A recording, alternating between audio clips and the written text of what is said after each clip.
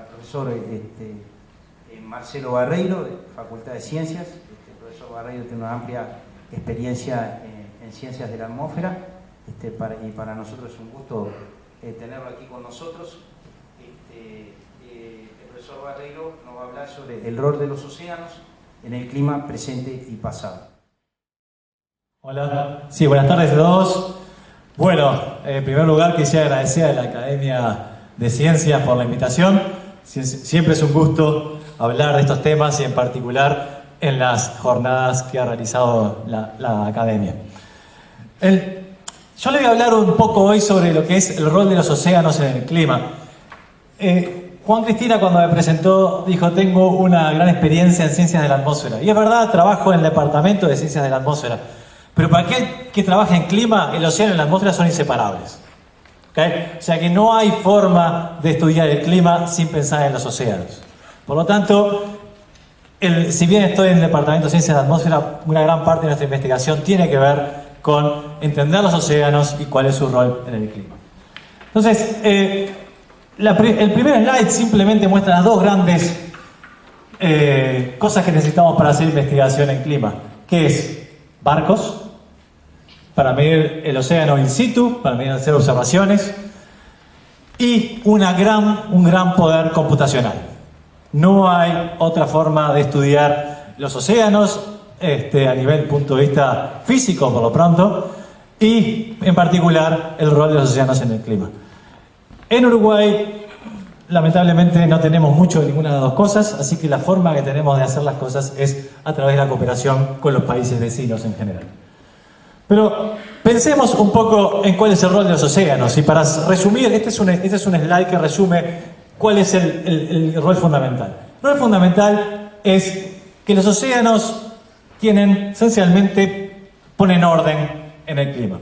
¿Sí? Regulan el comportamiento del clima desde escalas de semanas hasta escalas de milenios. Y las formas de hacerlo es que tiene una gran inercia térmica, porque tiene una masa muy grande. Estén pensando que el océano tiene 4 kilómetros de profundidad en promedio, más o menos. Y además es un gran reservorio de carbono, en particular en el océano profundo. Cualquiera de esas dos características del océano es fundamental para entender los climas pasados, presente y futuro. Al lado está la evolución de la temperatura de superficie global de la Tierra, ¿sí? Desde 1900 hasta el 2017. ¿Sí? El año más cálido fue el 2016. Claramente, cuando uno habla del océano, una de las cosas que tiene que ver es, bueno, en este cambio climático que estamos observando, ¿cuál ha sido su rol? El otro rol que tiene el océano es fundamentalmente el dar predictibilidad, en ordenar la dinámica caótica de la atmósfera. Sin los océanos, nosotros no podríamos decirles, o por lo menos con cierta antelación y con cierta probabilidad, cómo va a estar el próximo invierno, si va a estar más frío, más cálido, va a llover más, va a llover menos. Este es un mapa de predictibilidad en la atmósfera o en el sistema climático, y esta es la escala de tiempo.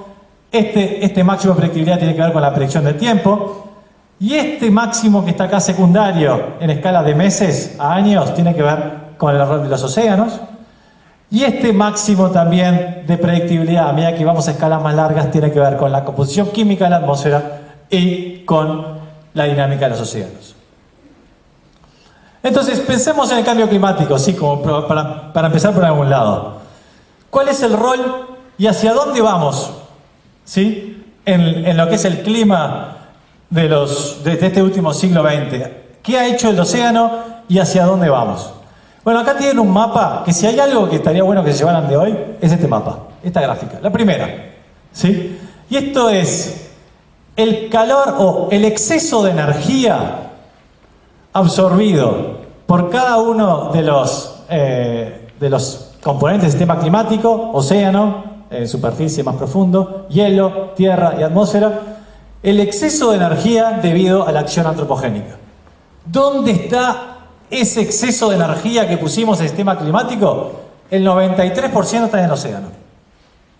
¿Sí? Ahí está. Esa es una de las grandes factores de importancia del océano. ¿Sí? Entonces, este océano ha venido absorbiendo la mayor parte de la energía que estamos poniendo en el sistema, y si no fuera por eso, la temperatura de la Tierra sería decenas de grados mucho más alta del cambio que hemos observado hasta ahora, que es cerca de 1 grado. ¿Sí? ¿Pero dónde se fue todo ese océano? Digamos, todo ese calor. ¿Dónde lo absorbió el océano? Y bueno, el lugar fundamental donde el océano absorbió toda esa energía es en el océano austral, alrededor de la Antártida. ¿Sí? ¿Y eso es por qué? Porque es una zona, es una región donde tenemos aguas profundas que llegan hasta la superficie y son aguas frías y tienen un gran poder de absorber. No solo suben, sino que además luego bajan. Son sitios de formación de aguas profundas, que se les llama. Entonces absorben energía y luego la meten al fondo del océano. El océano austral absorbió entre 67 y 98% de toda la energía extra que hemos puesto en el sistema climático. Y acá tiene un mapa del cambio de temperatura en el océano profundo, ¿sí?, por década, en las últimas décadas. O sea, claramente aquí está la absorción, y gracias al océano austral es que realmente la temperatura del planeta no ha aumentado tanto. Pues esto tiene otras consecuencias. Las consecuencias que tienen es que si uno mira el cambio en la temperatura media a nivel planetario en las últimas décadas, lo que se observa es que el hemisferio norte se calentó mucho más que el hemisferio sur. Y eso tiene dos razones. Uno, que hay mucho más continente en el hemisferio norte. Y otro, es que toda esa absorción de energía en el hemisferio sur esencialmente hace que el océano en superficie no se caliente. Y eso genera un gradiente norte-sur de temperatura de superficie del mar que es extremadamente importante para toda la circulación atmosférica. Uno puede hacer simulaciones numéricas con un modelo climático, y lo que uno observa es que si uno pone en ese modelo climático un aumento de dióxido de carbono y supone que el océano se calienta todo uniformemente, entonces el cambio en las lluvias es así: donde está azul llueve más, donde está marrón llueve menos. Pero si ahora asumimos que el océano al sur del Ecuador absorbe mucho más, ¿sí?, el cambio en las lluvias es bien diferente con respecto al cambio que teníamos antes. Entonces, ese gradiente norte-sur que se genera en el planeta debido a que el océano austral está absorbiendo energía es fundamental para entender cómo va a responder las lluvias a nivel global. Esta gráfica es una gráfica bastante que se puso bastante de moda hasta hace 3 años. Y es que si uno miraba desde 1970 hasta el 2010, había habido un calentamiento del planeta hasta cerca de 1998, y del 98 hasta el 2013 por ahí, esencialmente quedó chato, no se calentó más. Y entonces ahí aparecieron todos aquellos que se oponen al cambio climático, en particular el cambio climático generado por la acción humana. Dicen, no, evidentemente era todo un verso. ¿Qué pasó? Lo que pasó es que el océano tiene modos de variabilidad internos. El océano tiene su variabilidad propia. Y esa variabilidad propia a veces va en fase con el calentamiento global y a veces se opone. Y eso fue lo que pasó entre 1999 y 2013. Esencialmente el océano tiene un modo de variabilidad que se llama la oscilación decadal del Pacífico, que en este periodo de tiempo, estos 14, 15 años, estuvo en la fase negativa. Y por lo tanto el océano absorbió más calor todavía, en particular en esa región tropical, de lo que hace usualmente. Y por lo tanto esa energía no estaba disponible para calentar y tuvimos esta pausa en el calentamiento. O sea que lo que hagan los océanos me van a decir cómo va a ser el calentamiento, si va a ser simplemente un calentamiento lineal o va a tener variabilidad de acuerdo a cuánta energía estén absorbiendo. Esta oscilación, que acá está frío y acá está cálido y tiene un periodo de entre, 40, 50 años, cambió de fase en 2014. Ahora está cálida. Se fue para arriba. Claramente, ahora el océano no está absorbiendo tanto calor y ese calor está disponible para que la atmósfera se caliente. 2016 fue el año más cálido a nivel mundial y, bueno, 2017 estuvo muy cerca. Vayamos ahora a una variabilidad más corta. Empezamos por la variabilidad larga, después variabilidad más escalas de varias décadas. Vayamos ahora a las escalas de variabilidad interanual, año a año. Y esta es una gráfica de la evolución de las lluvias en la región de Uruguay desde cerca de 1900 hasta el 2000. Como ustedes ven, tiene una gran variabilidad año a año en las lluvias. Y hay una tendencia chiquita, que está acá, esta verde, que es la tendencia debido al calentamiento, debido al cambio climático. El cambio climático cambia las lluvias en Uruguay cerca de un 10-20% en los últimos 80-100 años. La variabilidad año a año es mucho mayor que eso. ¿Sí? Y la pregunta es, ¿esta variabilidad año a año es predecible? Sí, es predecible. Es predecible porque gran parte de esta variabilidad es debido a los océanos y de su influencia sobre el clima de Uruguay. ¿Sí? Esta es la anomalía de lluvias para mayo de este año. ¿Y quiénes son los océanos que influyen sobre las lluvias en este lugar del planeta? Bueno, el Niño.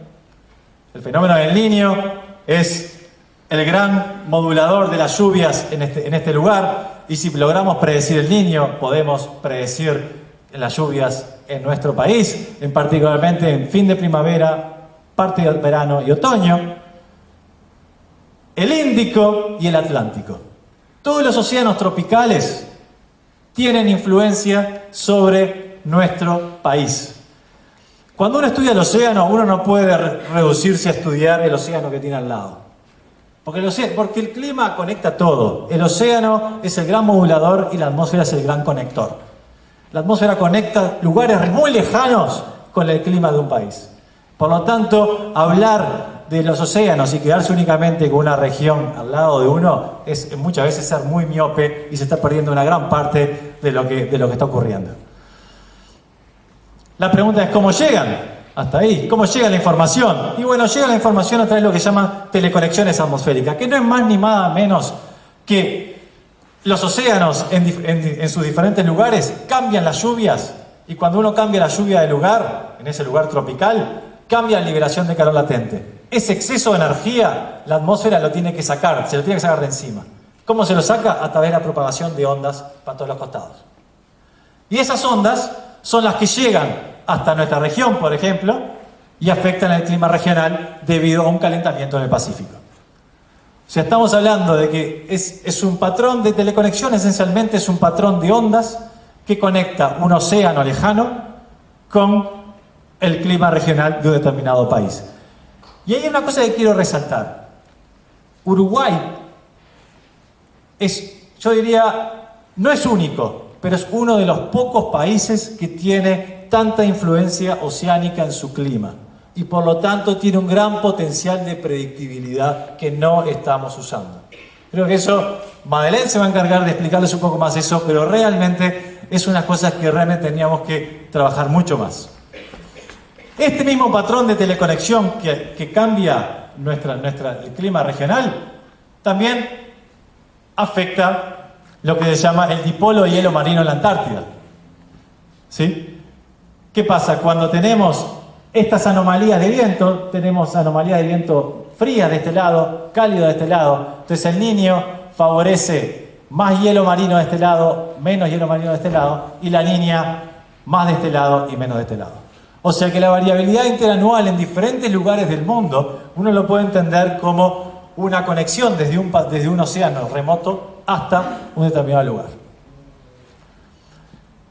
Y el otro rol que fundamentalmente cumple el océano es el que es un gran reservorio de dióxido de carbono. ¿Sí?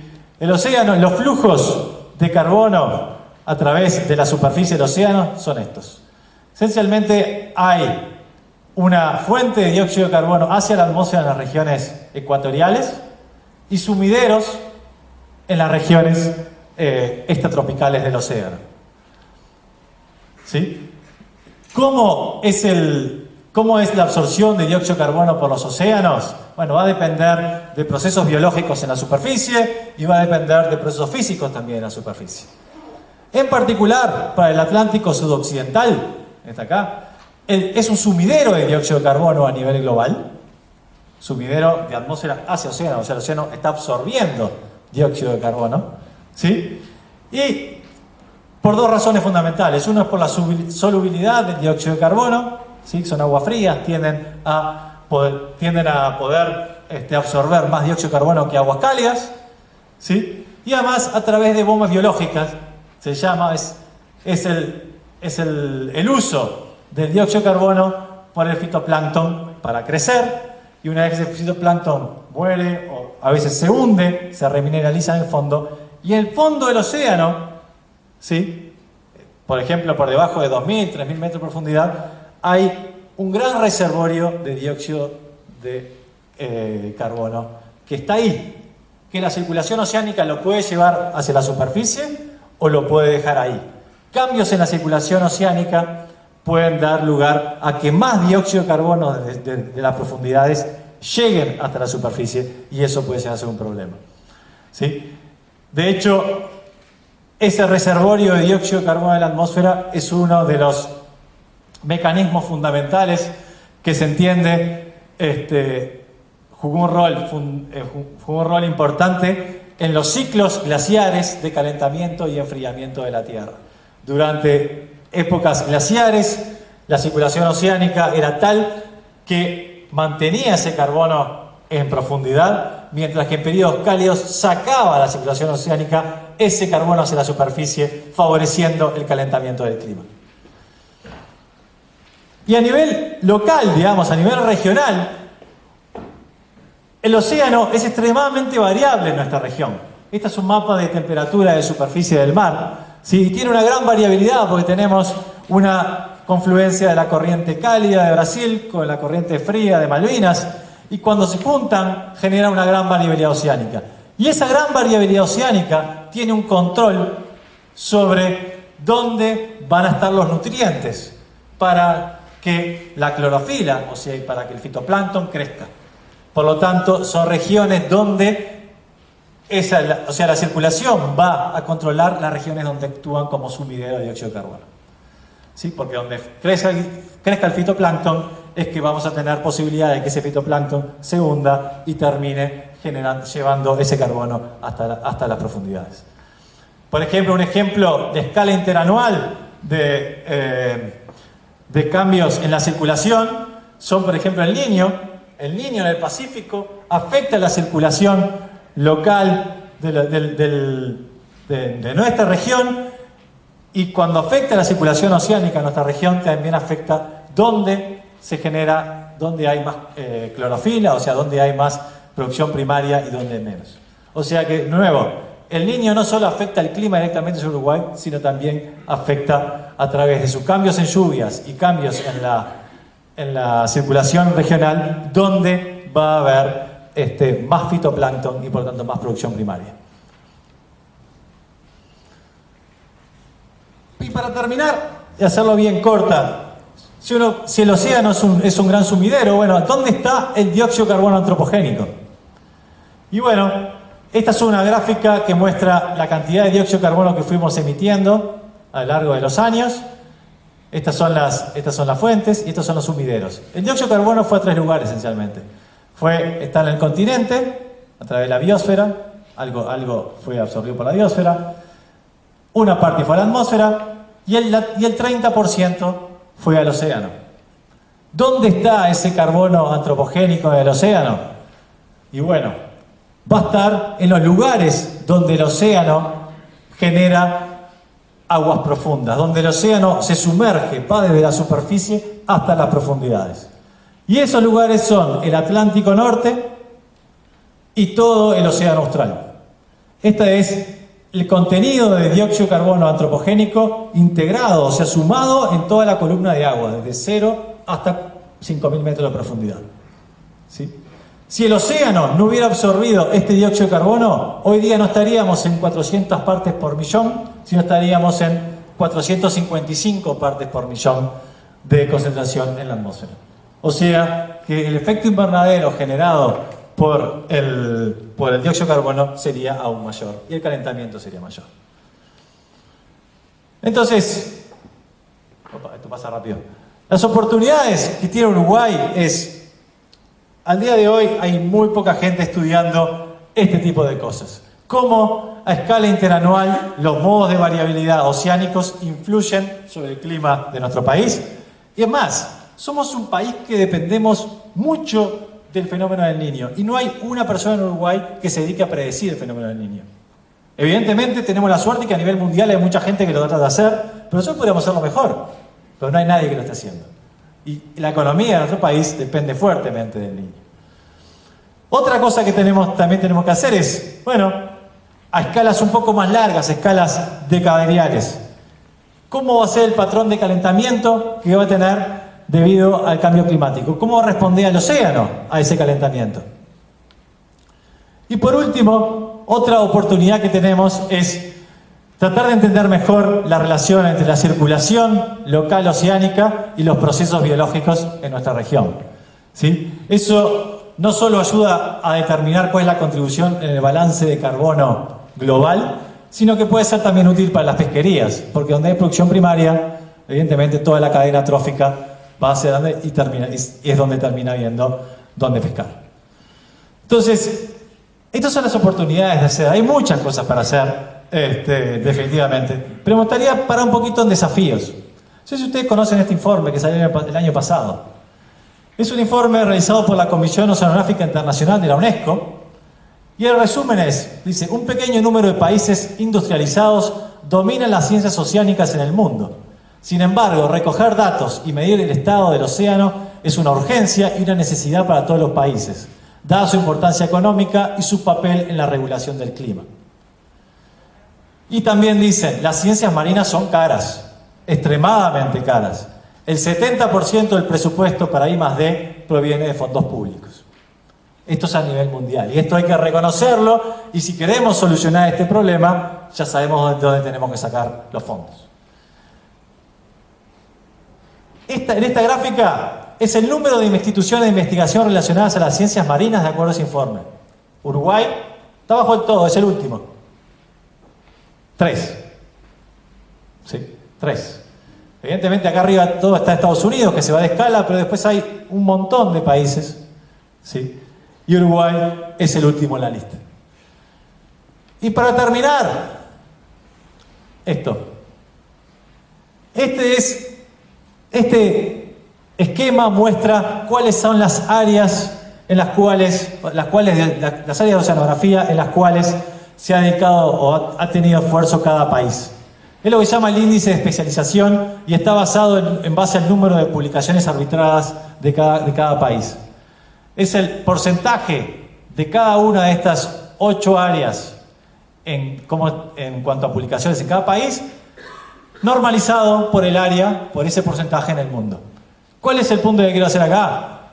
Yo quiero comparar este con este. Los océanos y el clima tienen un porcentaje, un índice de especialización extremadamente bajo, comparado con el nivel mundial. La curva roja es Uruguay, ¿sí? Las otras curvas son los otros países de Sudamérica. Estamos parecidos a la mayor parte de los países de Sudamérica. Y este es el otro punto. Este índice de especialización tiene que ver con el estudio de los ecosistemas marinos, esencialmente la oceanografía biológica y la biología marina. En eso Uruguay está muy bien, porque ha hecho muy bien, no sé si está muy bien, porque si no voy a tener a mis colegas que me van a decir lo contrario. Está mucho mejor que la parte del estudio de los océanos y el clima. En nosotros tenemos una formación, tenemos una licenciatura, tenemos una trayectoria y generamos gente que está formada en este ámbito. No tenemos nada formado en esto. Lo que hay viene medio de costado, ¿sí? Y por eso estamos en la situación que hay. Por lo tanto, creo que sin descuidar creo que esto realmente hay que cambiarlo. Muchas gracias.